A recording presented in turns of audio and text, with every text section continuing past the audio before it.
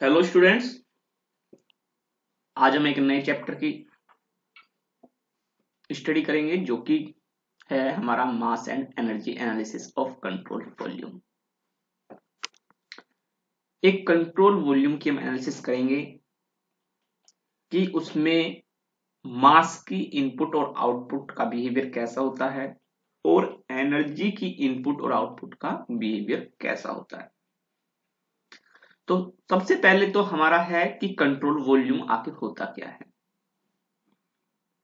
अभी तक जो हमने पढ़ा वो क्लोज सिस्टम के बारे में पढ़ा और कंट्रोल वॉल्यूम को शुरुआत में हमने पढ़ा था कि कंट्रोल वॉल्यूम होता क्या है, या जिसको हम क्या कहते हैं, ओपन सिस्टम। कंट्रोल वॉल्यूम को क्या कहते हैं, ओपन सिस्टम कहते हैं।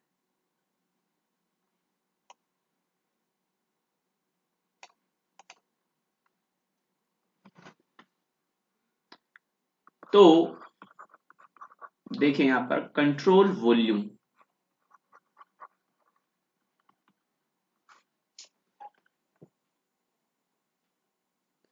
जिससे मास इन और आउट कर सकता है उसको हम ओपन सिस्टम कहते थे।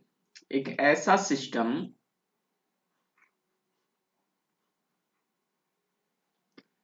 ये हो गई इसकी बाउंड्री सिस्टम की।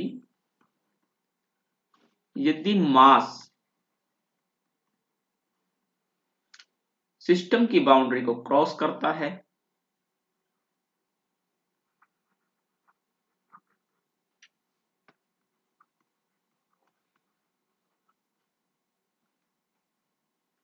इन भी करता है और आउट भी करता है, ऐसे सिस्टम को ओपन सिस्टम कहते थे। और ओपन सिस्टम को ही हमने नाम क्या दिया है, कंट्रोल वॉल्यूम का। बाय डेफिनेशन क्या था ये कि fixed region in space through which the moving substance flows is called control volume. तो बाय डेफिनेशन क्या हुआ, ये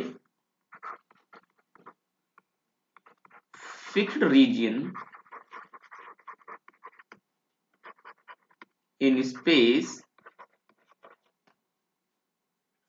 through which the moving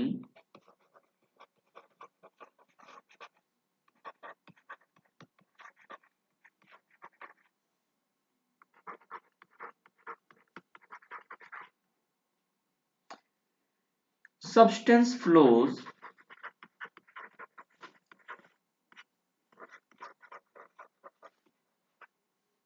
is called control volume।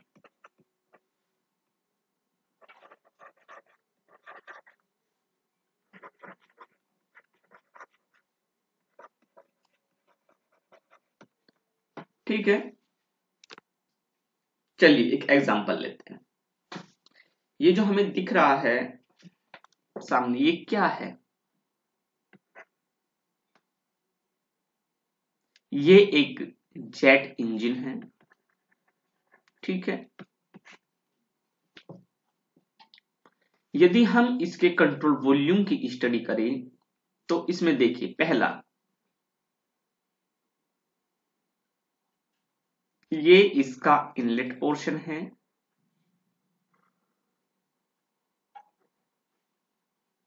ये इसका कंप्रेशन पोर्शन है, ये इसका कंबस्शन पोर्शन है और ये इसका टरबाइन पोर्शन है। ठीक है, हालांकि इससे पहले भी एक पोर्शन और जुड़ जाता है और इसके बाद भी हम एक पोर्शन को और जोड़ सकते हैं, लेकिन मोटा मोटी हम ये देख रहे हैं।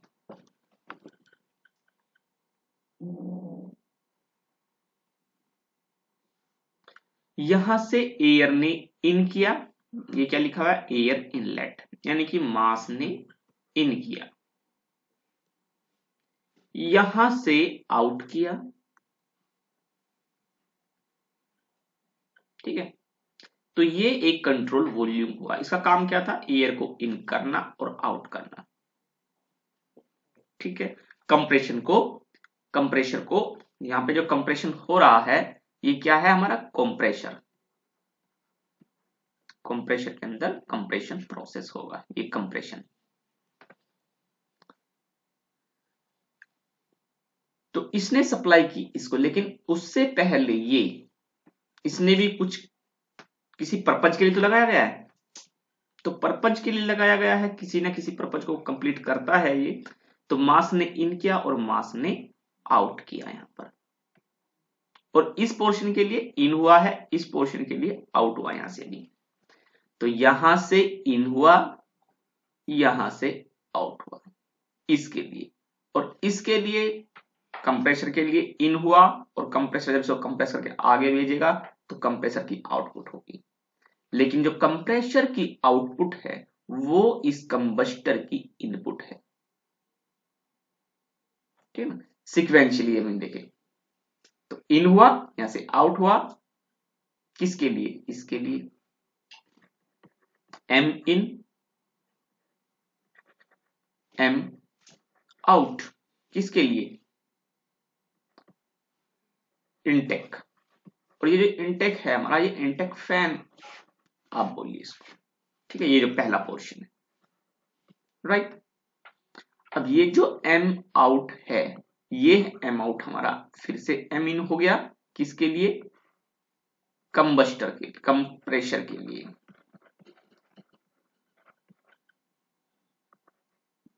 ये दूसरा प्रोसेस है, पहले में ये हुआ तो एम इन हुआ, कंप्रेसर में कंप्रेशन हुआ है, और क्या हुआ यहां पर, कंप्रेशन, कंप्रेशन यहां पे हुआ है। तो कंप्रेसर के अंदर कंप्रेशन जब प्रोसेस हुआ है तो ये फिर यहां पर क्या हुआ, इसने एम आउट किया हाई प्रेशर पे, हाई प्रेशर पे, लो प्रेशर पे लिया कंप्रेसर ने, हाई प्रेशर पे एयर को रिलीज किया, आउटपुट दी। उसके बाद क्या होता है, कंबस्टर के अंदर जाएगा, तो ये जो एम आउट हुआ ये फिर एम इन हो गया, किसके लिए, कंबस्टर के लिए।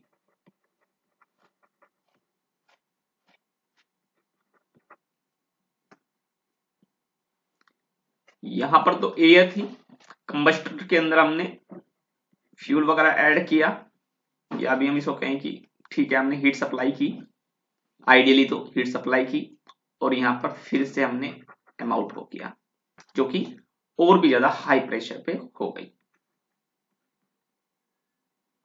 हाई प्रेशर, देखते जाइए। फिर उसके बाद क्या होता है, ये एम आउट किसके लिए एम इन हो गया, टरबाइन पोर्शन के लिए, टरबाइन पोर्शन के लिए, और फोर्थ प्रोसेस स्टार्ट, और ये एम आउट कर दिया इसने। टरबाइन ने क्या किया, टरबाइन ने हमें वर्क आउटपुट दी जो हमें चाहिए होती है। थर्मोडायनेमिक्स के अंदर हमारा ये ही वर्क आउटपुट निकालना होता है।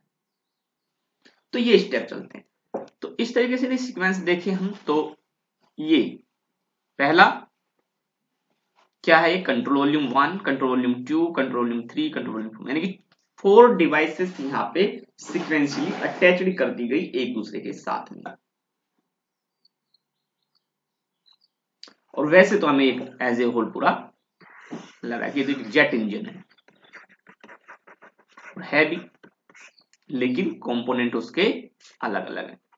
यदि इसको एज ए होल देखें तो भी एक कंट्रोल वॉल्यूम, तो भी एक कंट्रोल वॉल्यूम है, उसकी तरह एक्ट कर रहा है। और यदि इनके पोर्शन को देखें तो ये भी एक कंट्रोल वॉल्यूम की तरह एक्ट कर रहे हैं।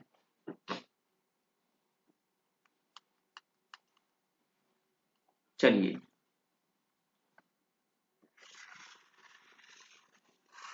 इसको हटा देते हैं।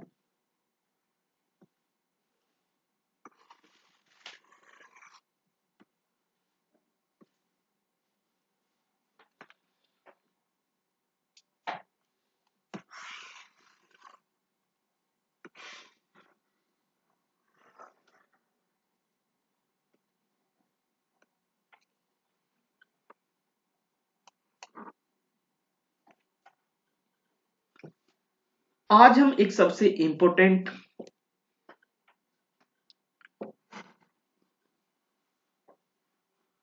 टर्म को स्टडी करेंगे। पहला है वर्क ऑन द सिस्टम।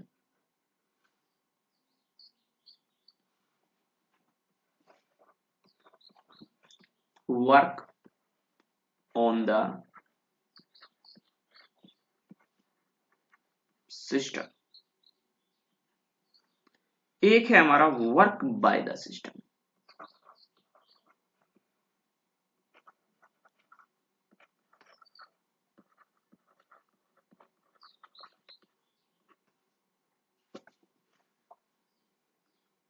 देखिए, ये जो वर्क ऑन द सिस्टम है और ये वर्क बाय द सिस्टम, जब तक वर्क बाय द सिस्टम है तो वो हमारे लिए एक आउटपुट है,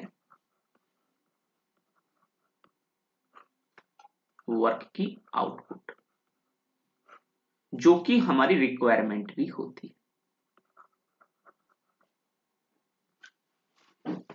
work by the system. Thermodynamics के अंदर जो हमारी एम है, वो एम क्या है? वर्क आउटपुट निकालना। तो वर्क आउटपुट जो निकल है उसको हम क्या कहते हैं कि वर्क बाय द सिस्टम। लेकिन जब प्रोसेसेस चलते हैं तो उसमें हमें कुछ एफर्ट, ध्यान देना यहां पर, डालना पड़ता है सिस्टम के ऊपर पहले वर्क करने के लिए। जैसे सबसे पहले हम व्हीकल को स्टार्ट करते हैं तो ब्रॉडर वे में यदि हम देखें तो सेल्फ स्टार्ट को ऑन किया जाता है। जब सेल्फ स्टार्टर इंजन को रन करता है तो जितना भी इनपुट गई है सेल्फ स्टार्टर के थ्रू व्हीकल को स्टार्ट करने में, वो क्या है? वो वर्क ऑन द सिस्टम है हमारा।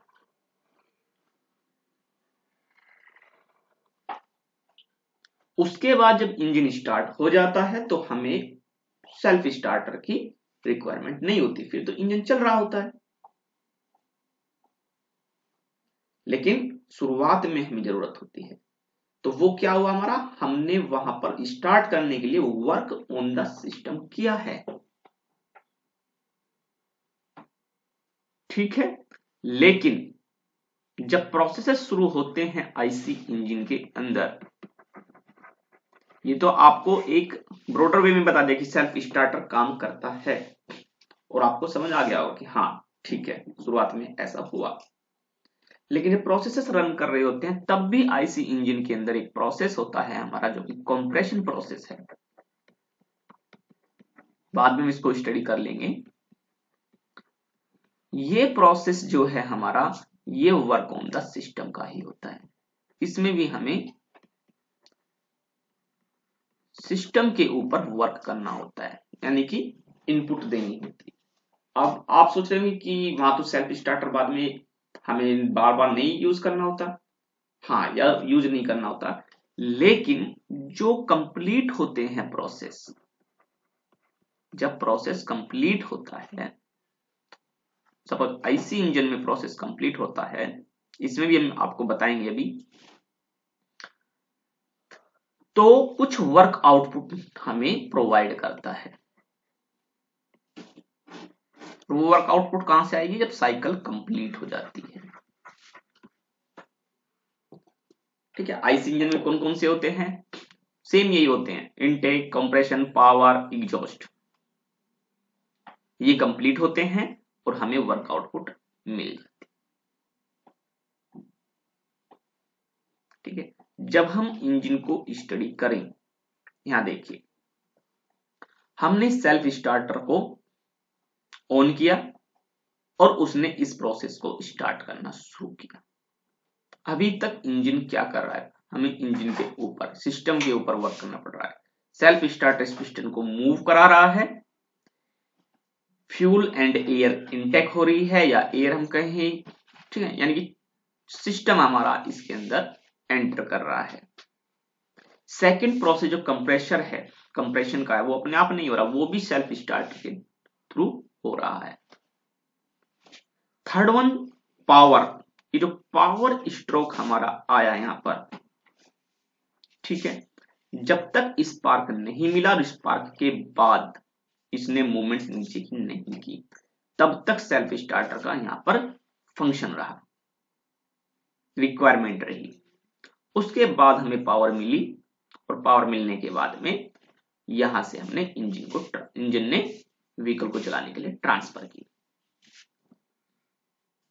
नेक्स्ट प्रोसेस में जो ये कंबस्शन हुआ था, इसकी जो वेस्ट गैसेस थी, इस प्रोसेस में हमने इसको एग्जिट कर दिया है और एक साइकिल को यहां पे कंप्लीट कर लिया है। अब नेक्स्ट साइकिल के अंदर क्या होता है कि ये जो वर्क आउटपुट हुई थी, ये कंप्लीट तो बाहर नहीं निकली, थोड़ी बहुत को हमने नेक्स्ट साइकिल के लिए यूज किया, जो कि क्या करेगी वो नेक्स्ट टाइम यहां से बाहर निकाल दिया, लेकिन ये अब भी रोटेट कर रहा है। ये जो रोटेशन है, इसको मोमेंट ऑफ इनर्शिया की वजह से कह देते हैं कि मोमेंट ऑफ इनर्शिया से घूमता रहता है, मोमेंट ऑफ इनर्शिया।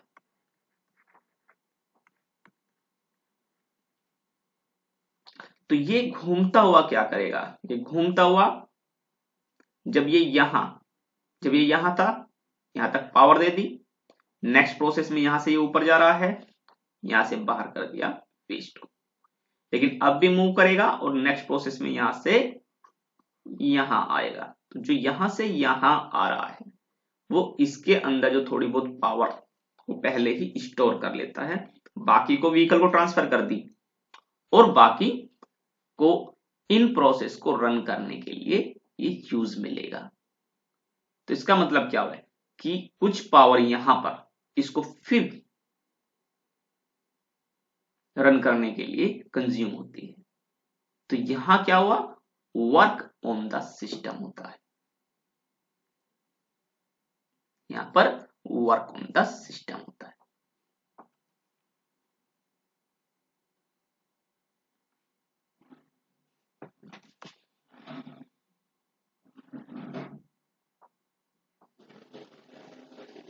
तो ये आपकी समझ में आ गया होगा कि वर्क ऑन द सिस्टम कैसे होता है, और आगे ये चीजें फिर कंटिन्यूसली चलती रहती है साइकिल, और कंटिन्यूसली हमें वर्क आउटपुट मिलती रहती है। अब हम बात करेंगे जेट इंजन के केस में। जेट इंजन के केस में तो देखिए,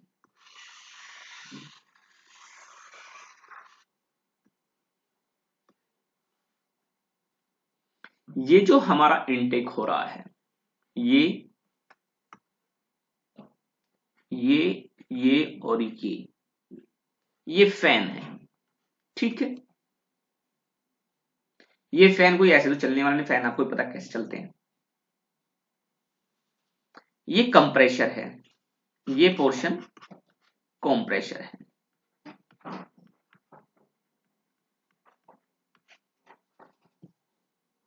या तो हम इस दोनों यूनिट को अलग अलग ना करके एक ही कंसीडर कर लें, जॉइंट है, लेकिन ये ऐसे ही नहीं चलने वाला। शुरुआत में हमें क्या करना पड़ेगा, इसको रन करने के लिए कोई इलेक्ट्रिक मोटर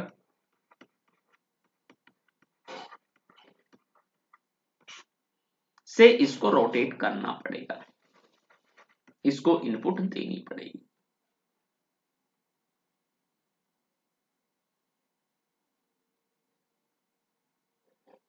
ठीक है, इनिशियली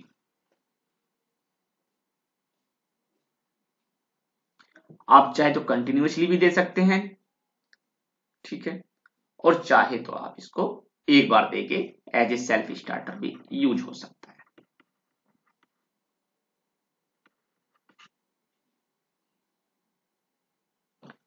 तो जैसे ही यहां पे हमने फैन को और कंप्रेसर को एक यूनिट लेके रोटेट कराया इलेक्ट्रिक मोटर के थ्रू, एयर इनटेक हुई, कंप्रेस भी हो गई, और कंप्रेस होने के बाद सीधा कंबस्शन चेंबर में गई, और यहां पर कंबस्शन कंप्लीट होने के बाद टरबाइन से उसको मूव कराया। अब ये जो टरबाइन है, इसका मेन फंक्शन क्या है, इसका मेन फंक्शन है यहां से जब गैस में थ्रस्ट क्रिएट करना, थ्रस्ट क्रिएट करना है।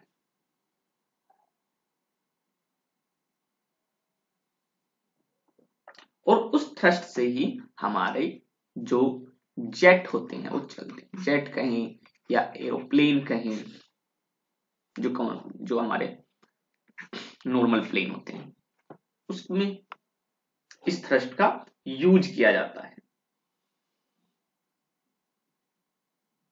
अब सपोज करिए कि यही इसी थ्रस्ट का कोई पोर्शन से हम, ये थ्रस्ट है, थ्रस्ट क्या है, हाई प्रेशर गैसेस जब एग्जिट करती है एग्जॉस्ट पोर्शन से तो वो थ्रस्ट क्रिएट करती है। बाद में इनके पार्ट्स को पढ़ लेंगे, ठीक है। आप बाद में पढ़ोगे नोजल एंड डिफ्यूजर।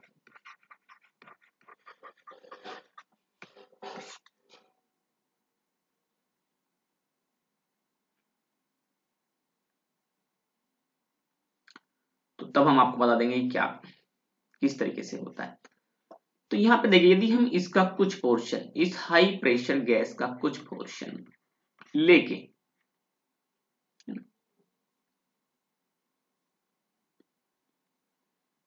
जनरेटर को रोटेट करने में यूज कर लें, सिर्फ सोचना है आपको। आप अभी हम ये नहीं कह रहे कि वहां पे ये लगा होता है, हमें अभी उससे मतलब नहीं है, अभी हम सिर्फ सोच रहे हैं। एक जनरेटर को रोटेट करते हैं, इलेक्ट्रिसिटी को जनरेट किया जाता है, जिससे सिटी जनरेशन। इस इलेक्ट्रिसिटी जनरेशन से हम इलेक्ट्रिक मोटर को रन करते हैं और मोटर हमारा इन दोनों को रन करते हैं। यह है कंटिन्यूअस प्रोसेस कि मोटर इसके अंदर कंटिन्यूअसली रन करेगा इस तरीके से। तो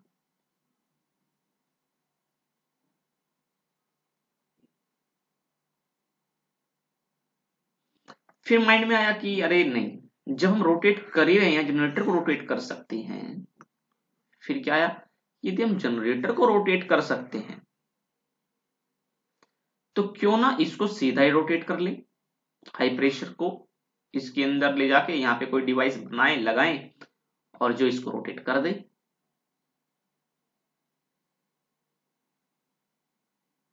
तो ऐसा भी पॉसिबल हो सकता है, बिल्कुल। यहाँ पर कोई रोटेटर लगा दिया हमने जो इसको रोटेट कराएगा और डायरेक्टली इसको लेके इसकी रिक्वायरमेंट तब भी पड़ने वाली है, थोड़ा पोर्शन तो इसका हमें चाहिए, चाहे इलेक्ट्रिसिटी जनरेशन करके मोटर चलाओ या डायरेक्टली कोई डिवाइस लगा के इसको रोटेट कराओ, ठीक चाहिए हमें जरूर, ठीक है। तो इस तरीके से हम इसको रन करते हैं। तो आई होप ये आपको समझ में आ गया होगा कि वर्क ऑन द सिस्टम क्या है। तो ये जो हमारा कंट्रोल वॉल्यूम 1 है, 1 एंड 2, कौन सा, ये वाला, ये 1 एंड 2 था। ये हमारा इसके अंदर क्या होता है, वर्क ऑन द सिस्टम होता है। ये हमें वर्क आउटपुट देता है।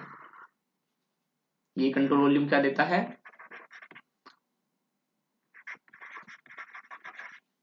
वर्क ऑन द सिस्टम, हाँ, वर्क बाय द सिस्टम, ये वर्क बाय द सिस्टम है क्योंकि ये वर्क आउटपुट देता है। तो आई होप ये आपको क्लियर हो गया होगा। तो आगे के लेक्चर में हम स्टडी करेंगे mass and volume flow rates के बारे में। आगे हम स्टडी करेंगे mass and volume flow rates.